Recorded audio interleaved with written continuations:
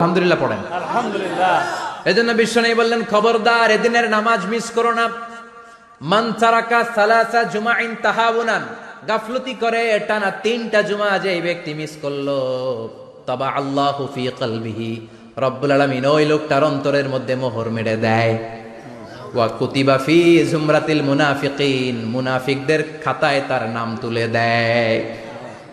3টা জুমা যদি কেউ মিস করে, 2টা পানিশমেন্ট। এক হচ্ছে তবে আল্লাহ ফি কলবি, আল্লাহ অন্তরে মোহর মেরে দেয়। ভালো কথা ভাল লাগে না, নামাজ ভাল লাগে না, আজান ভাল লাগে না, ইসলাম ভাল লাগে না, শুধু মৌজ মাস্তি ভাল লাগে, গান বাজনা ভাল লাগে, এরকম আছে না নাই?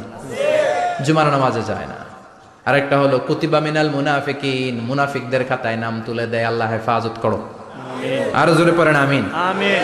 জুমার দিন আগে আগে মসজিদে আসবেন ইনশাআল্লাহ। সবাই রাজি? ইনশাআল্লাহ। আসেন, আল্লাহ জুমার ব্যাপারে কি ওয়াজ আমাদেরকে করলেন আমরা শুনি।